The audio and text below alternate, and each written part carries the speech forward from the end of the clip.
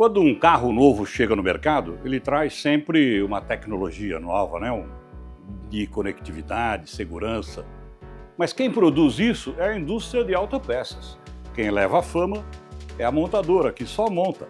Nós vamos entrevistar hoje o representante dessa indústria, dessa forte indústria de autopeças. Cláudio Saad, diretor do Sindipeças. É um prazer recebê-lo aqui. Muito obrigado. Por favor.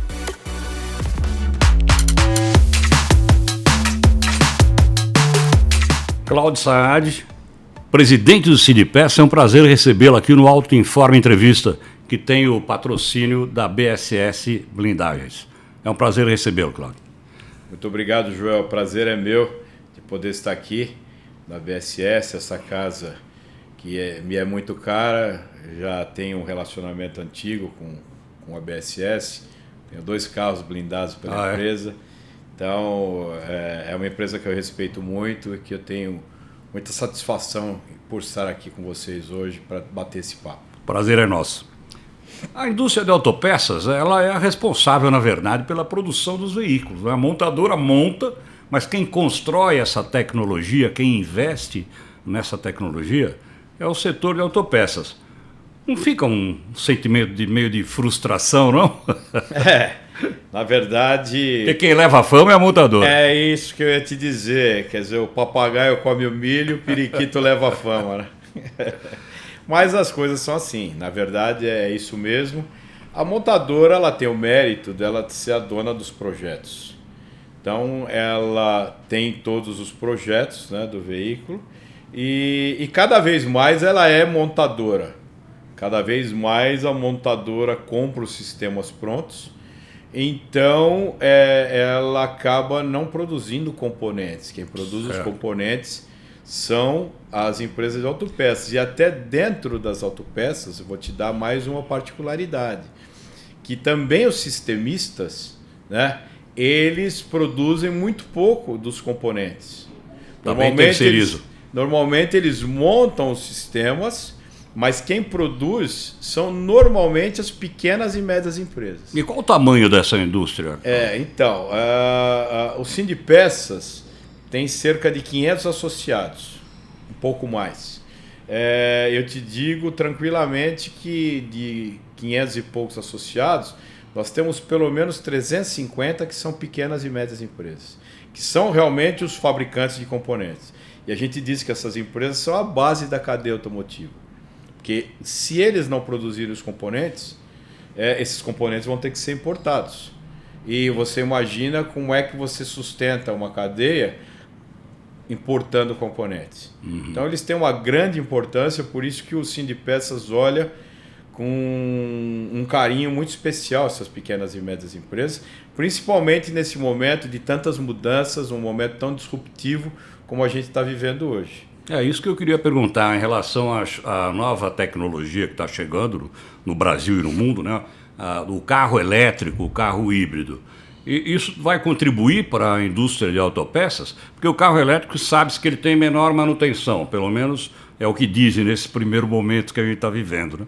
Isso é um impacto positivo, essa chegada da nova tecnologia, para a indústria da autopeça ou pode prejudicar? Se as peças forem fabricadas aqui, é claro que é um impacto positivo, né? Apesar de terem menos componentes, são componentes com um grande valor agregado. São componentes mais caros. Por quê? Porque tem mais tecnologia embarcada. Então, se esses componentes forem produzidos aqui, claro que vai ser um ganho para a indústria de autopeças brasileira. Se esses componentes forem importados, nós não vamos ganhar nada com isso. Eu considero que essa indústria vai florescer, né? Mesmo as chinesas estão chegando, a tendência é fabricar aqui e as fábricas instaladas no Brasil também, futuramente, devem produzir aqui os carros híbridos e elétricos. Nesse sentido, você acha que é uma oportunidade para o setor? Claro que é. Primeiro, o Brasil tem uma característica especial do resto do mundo, porque nós temos a tecnologia flex, que ninguém tem. Então nós podemos fazer um híbrido flex que leve etanol no motor a combustão e não gasolina como é no resto do mundo. Então você vai emitir muito menos Eu mesmo uso um carro híbrido flex e eu só abasteço com etanol. Então essa vantagem que o Brasil tem, né, com relação à descarbonização, nenhum outro país no mundo tem. Por isso que eu entendo que os híbridos aqui no Brasil vão florescer de uma forma exponencial. Esse é o grande futuro da nossa mobilidade. Agora, com relação às chinesas, nas conversas que nós tivemos com as duas empresas chinesas que estão montando fábrica no Brasil, sim, eles disseram que pretendem utilizar a cadeia de fornecimento brasileira. Eles vão, num primeiro momento, a estratégia das duas é a mesma, elas vão, no primeiro momento, importar o veículo pronto, como estão fazendo. No segundo momento, eles vão montar aqui através de CKD e, nesse meio tempo, vão desenvolver os fornecedores aqui para, numa terceira etapa, começarem a utilizar a cadeia de fornecimento nacional. Eu imagino que, dentro dessas etapas, em 2026, eles já estejam começando a usar a cadeia de fornecedores brasileiros. Né? Mas isso tudo, claro, é um prognóstico, a gente não tem ainda nenhuma confirmação. Com relação à prontidão da nossa indústria de autopeças para atender essas novas tecnologias, eu não tenho a mínima dúvida que nós estamos preparados para isso. Só que o setor de autopeças, ele trabalha sob demanda, ele investe sob demanda.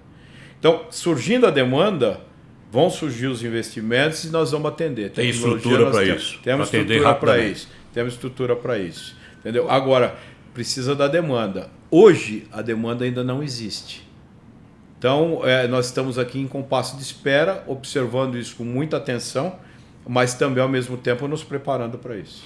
O Cláudio, você se referiu ao flex híbrido, usando o etanol, né, como uma grande oportunidade para o Brasil. Você acha mesmo que o Brasil é um protagonista nesse momento de descarbonização, que se discute novas alternativas de energia, em função de termos aí o etanol, em termos de energia elétrica formada por fontes limpas? Você acha que o Brasil é realmente um protagonista nesse momento no mundo? Eu acho, Joel, que nós temos uma oportunidade de ouro surgindo aí. E que, se a gente tiver, volto a dizer, políticas industriais que possam aproveitar isso, o Brasil vai dar um salto de qualidade e vai ter um protagonismo muito maior do que tem hoje no mundo. É uma oportunidade de ouro, porque o Brasil, nenhum país no mundo tem a diversidade de matriz energética que o Brasil tem. Nós temos sol o ano inteiro, nós temos ventos unidirecionais numa extensão de costa territorial que ninguém tem. Na Europa, por exemplo, se você quer captar vento para energia eólica, você tem que fazer instalações offshore, porque o vento vem de várias direções. Isso é caro para instalar, é caro para manter, entendeu? E é difícil operacionalizar. No Brasil, você faz a instalação onshore. Você faz na terra, não no mar. Uhum. É muito mais barato, mais fácil de manter, e o vento vem de uma única direção, do mar para a terra. Nós temos rios em abundância e com quedas d'água. A Europa não tem energia hidrelétrica não é porque ela não quer, é porque ela não pode. A Europa tem rios com pouco volume de água e não tem quedas. Então ela não pode ter, é impossível para a Europa ter energia hidrelétrica. Nós temos aqui rios em abundância com queda d'água. E você...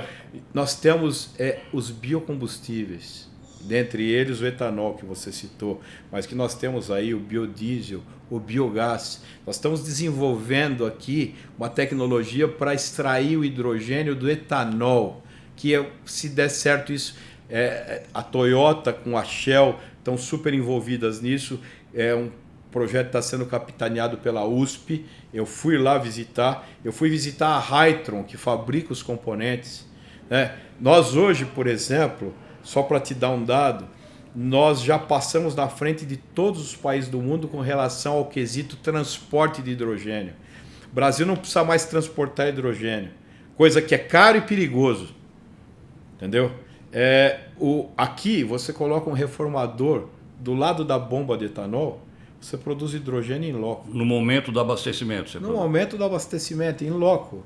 entendeu? Aproveitando toda a rede de postos que nós temos no Então Brasil. você acha viável a tecnologia de hidrogênio? Eu acho viável, eu acho que em alguns anos ela vai ter uma importância enorme no setor de mobilidade. É porque eu ouço falar do hidrogênio há pelo menos 40 anos, e até agora ele não mostrou para que veio. Justamente, eu tive a oportunidade de testar um veículo a hidrogênio, o Mirai, lá na Toyota, na fábrica deles de Sorocaba, e é sensacional o veículo. Mas, por exemplo, hoje o hidrogênio ele é injetado no tanque a 700 bar de pressão. Muita pressão. Pra você ter uma ideia, um pneu leva 35. Né? Então, 700. Isso necessita que você tenha um tanque especial, né? Às vezes revestido com Kevlar, que é material de blindagem. Isso. Um alto custo. Qual é a audácia do nosso projeto, do projeto brasileiro? É você ir diminuindo o tamanho desse reformador para você colocar esse reformador on-board no veículo. Então, a ideia é que você abasteça o veículo com etanol e ele vai produzindo o hidrogênio na medida em que a célula de combustível necessite para alimentar o motor elétrico. Mas de qualquer maneira ele precisa de um recipiente físico. Você vai precisar do reformador que faz essa reforma. O termo correto é esse, é a reforma do etanol em hidrogênio. Né? E é mais seguro, inclusive. Hoje, claro, você enche o tanque, é um tanque de plástico normal, né? Não precisa ser de material especial, de tungstênio, não precisa ser revestido com Kevlar, é um tanque de plástico, você abastece com etanol, né? O carro está ali com etanol. E emissão, sabe o que emite esse carro? Cai umas gotas de água do escapamento. Água. E água pura ainda. Né? Pô, não, lá na Toyota o cara botou um copo assim, você quer que eu beba? Eu falei, não precisa. Acredito. Eu acredito. O cara ia beber a água. Entendeu? Então, qual é o desafio dessa tecnologia? Claro, como toda tecnologia tem desafios. Existe um problema que, à medida que você vai diminuindo o tamanho do reformador, você tem uma perda de potência e você tem um aquecimento maior.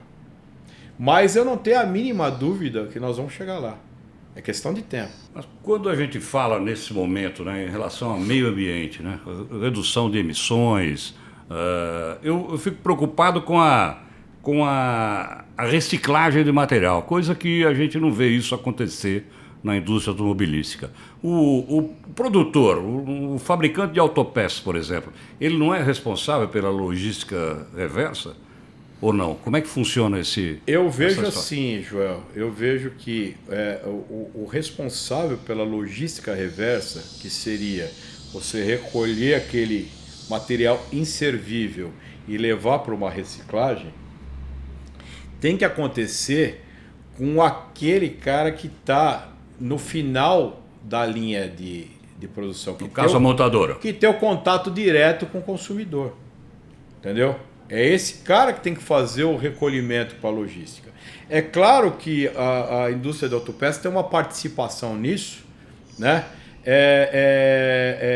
Utilizando cada vez mais materiais reciclados para produzir, para fabricar os seus produtos. Já tem uso bastante.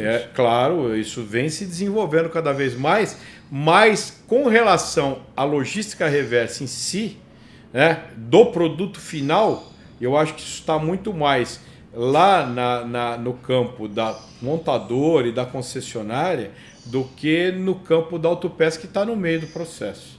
Conquanto a gente também trabalha, por exemplo, com logística reversa, quando a gente fala, por exemplo, de embalagem com a montadora. Hoje a gente não tem mais, praticamente não existe no nosso setor embalagem de papelão. Hoje as embalagens são todas reutilizáveis. São caixas plásticas, são pallets. Eles voltam para a indústria? Eles voltam. Você manda o teu produto para a montadora, ele vai para a linha, ele já vai numa embalagem que já está pronta para ir para a linha de montagem, porque quando você utilizava a caixa de papelão, eles tinham que fazer um transbordo para aquelas caixas plásticas que iam para a linha. Hoje já se fornece para eles com a caixa... a caixa plástica que você encontra na linha de montagem. Que vai ela vem direto do fornecedor. E depois isso fica retido lá na montadora depois de usado, a empresa da autopeça vai lá, recolhe aquele material, entendeu? e traz para a empresa, faz uma limpeza daquilo e reutiliza.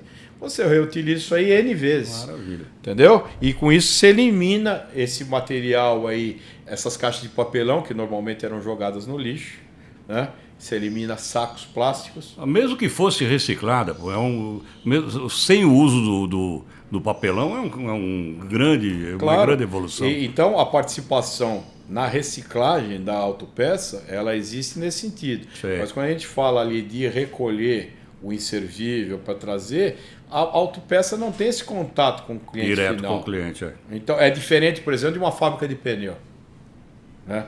Que tem o contato com o cliente final. E que fizeram uma E que boa tem feito coisa, né? isso, tem feito. O pneu é um exemplo. Eles têm feito de isso muito, mas não dá para a gente usar a mesma lógica no setor de autopeça. Perfeito. E tem que te lembrar outra coisa, quando você fala de reciclado, essa própria caixa plástica que vai para a linha de montagem, ela já está sendo feita com plástico reciclado.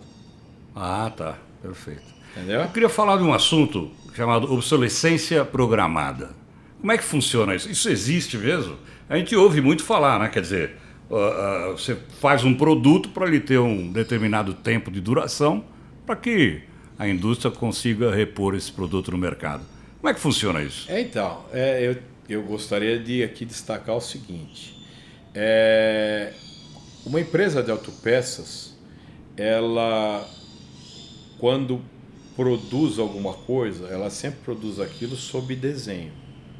A empresa de componentes, que fabrica as pequenas e médias empresas, normalmente elas têm um desenho do sistemista, que é um desenho que é originalmente aprovado pela montadora.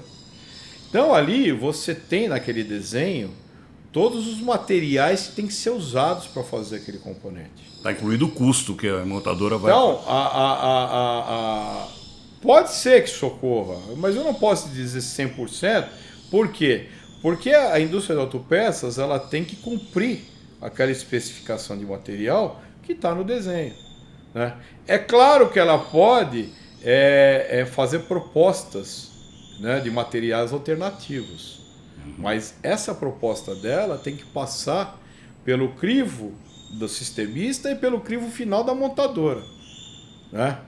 E quando você tem, o que a gente vê é o seguinte, quando você tem uma vantagem de custo, né, ela pode ser aprovada. Se ela não tiver uma vantagem de custo, é muito difícil você mudar o material. É muito difícil.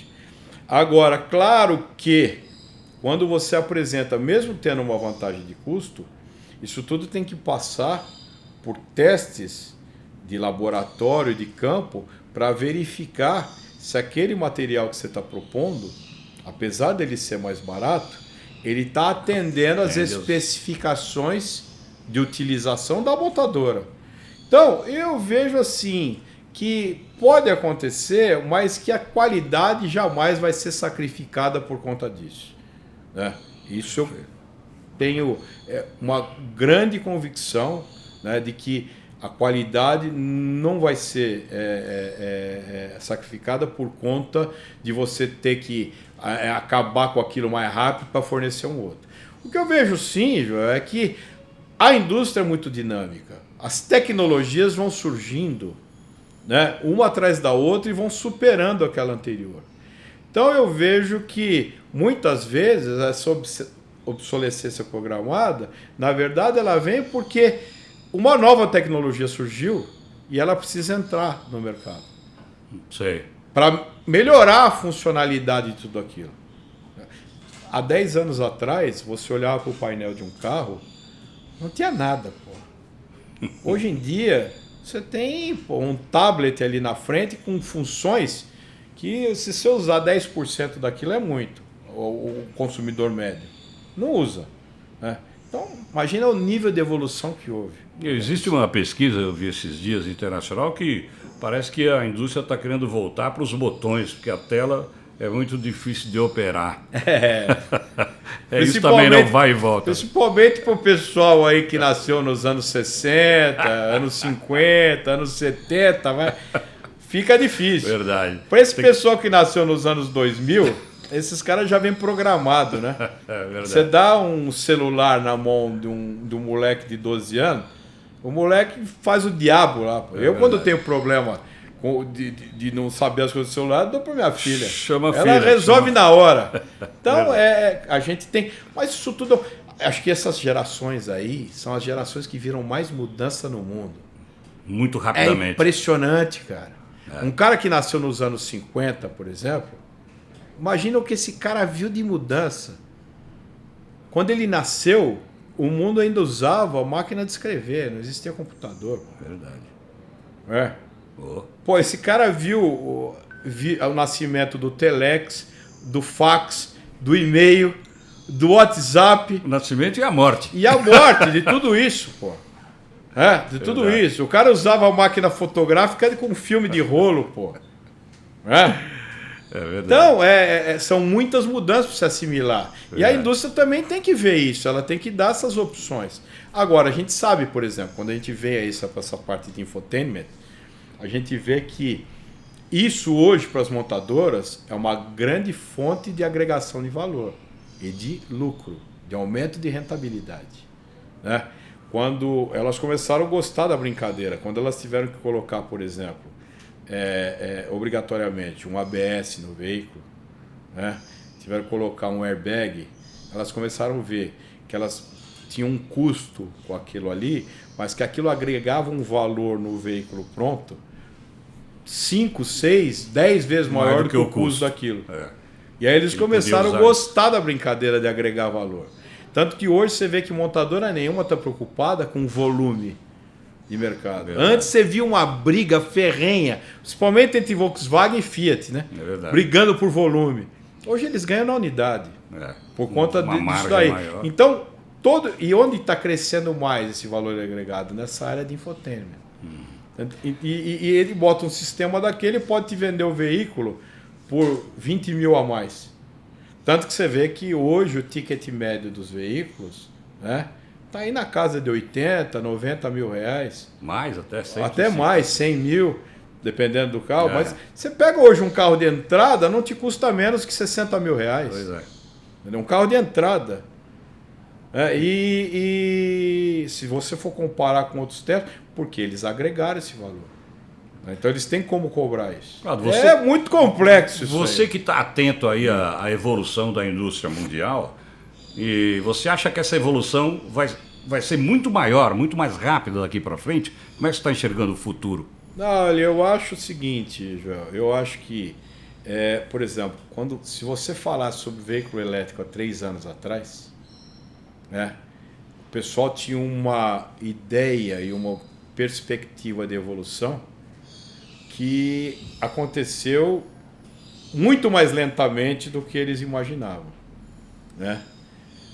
Principalmente por conta, quando você fala, por exemplo, né, estou falando do elétrico, por conta da instalação da estrutura de abastecimento e carregamento, né?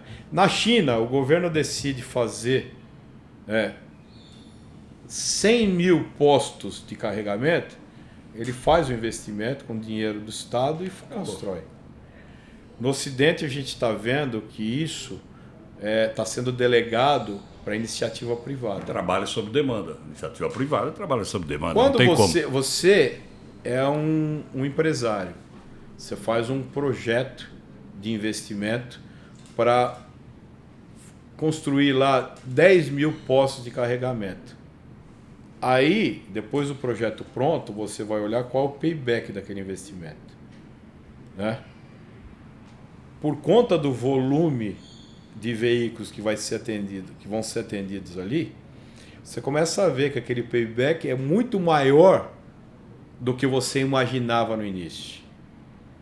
Ou seja, você vai pegar de volta aquele dinheiro que você investiu num tempo muito maior, porque você vai ter uma utilização menor unitária de cada posto de carregamento. O cara vira e fala o seguinte: não vou fazer esse investimento. Esse investimento vai demorar muito para eu botar esse dinheiro de volta no bolso. E a gente está vendo isso acontecer na Europa, a gente está vendo isso acontecer nos Estados Unidos.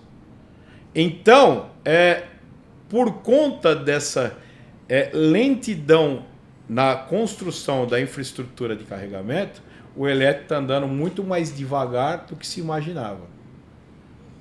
E aí a gente vê, por exemplo, muitas empresas, muitas montadoras que fizeram apostas muito fortes no elétrico e que quebraram a cara. Perderam muito dinheiro. Estão retomando. Não vou citar nomes aqui porque eu não preciso.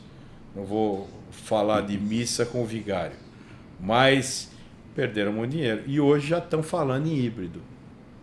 Já estão falando em híbrido, coisa que elas nem consideravam há 3 anos atrás.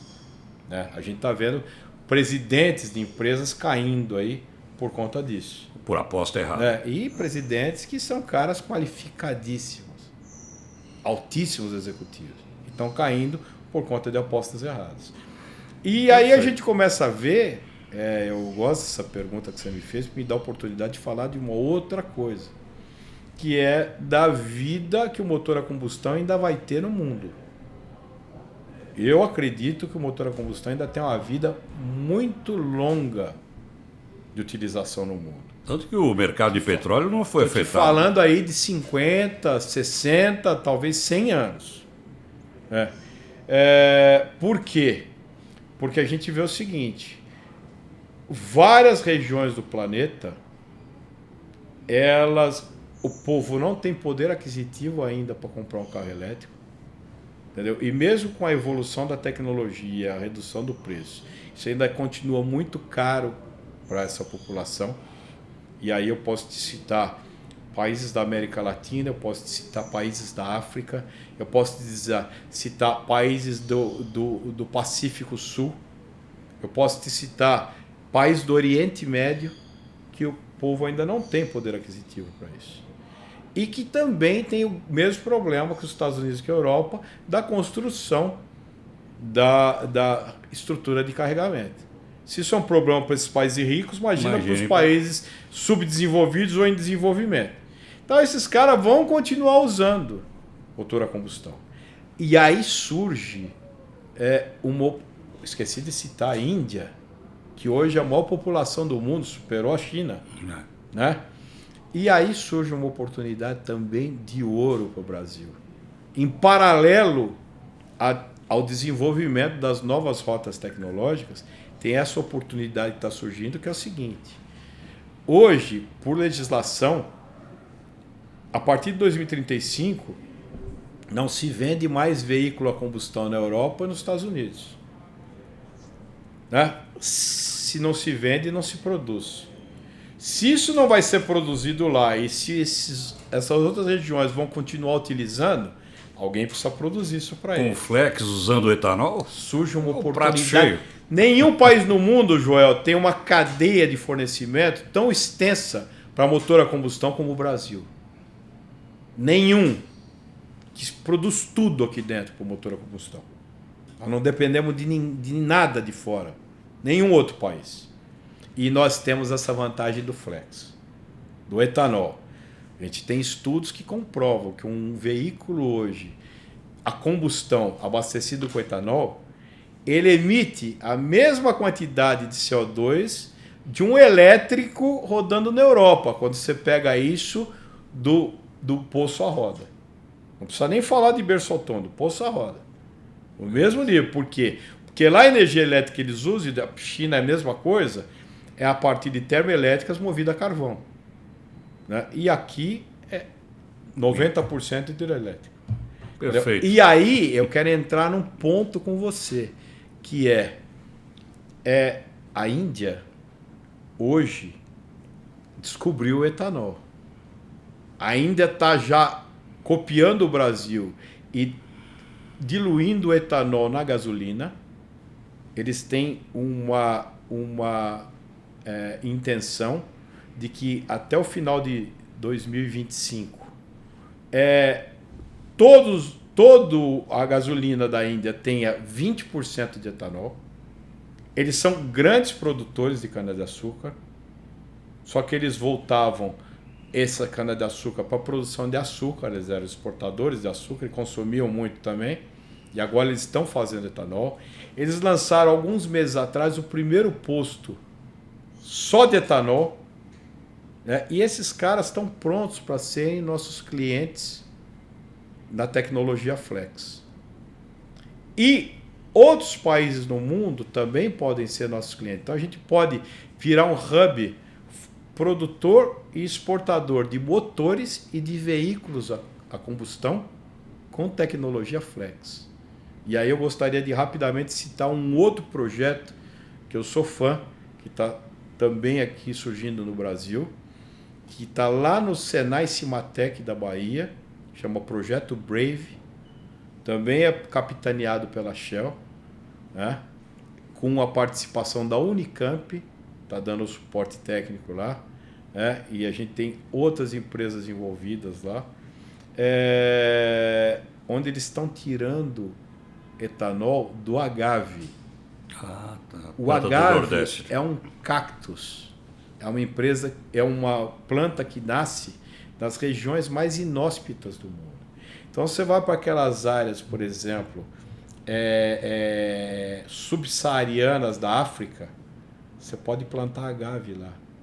O agave no México eles tiram a tequila. Pois é, vai prejudicar a produção de tequila. Nasce no deserto. É um outro tipo de agave que tem muito mais produtividade. Eu fui também no Senai Cimatec conhecer esse projeto.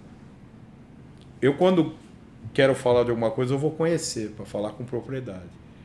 Primeiro, isso vai possibilitar com que várias regiões do mundo se tornem independentes na produção de etanol, possam virar nossos potenciais clientes da tecnologia Flex e possam cumprir as suas metas de descarbonização com um veículo ou puro combustão ou um híbrido Flex com etanol.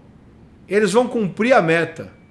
O Brasil, só para te dar um dado, a gente tem coisas aqui que são sensacionais. Nós estamos completando 20 anos de tecnologia Flex, já fabricamos mais de 40 milhões de veículos Flex no Brasil. Hoje, praticamente 80% da nossa frota circulante é de veículos Flex. Se a gente tivesse uma forma de convencer os proprietários desse veículo esse é o problema, a abastecerem só com etanol, só com isso, a gente praticamente cumpria a nossa meta. É só fazer uma política de preço, né? É isso que a gente tem levado para o governo também. Beleza. Vocês assistiram aqui essa entrevista gostosa com o nosso representante dos fabricantes de autopeças do Brasil. Cláudio Saad, presidente do Sindpeças. Obrigado pela audiência. Obrigado a você, Cláudio. Foi um prazer tê-lo aqui. Prazer é meu. Conte comigo sempre que você quiser.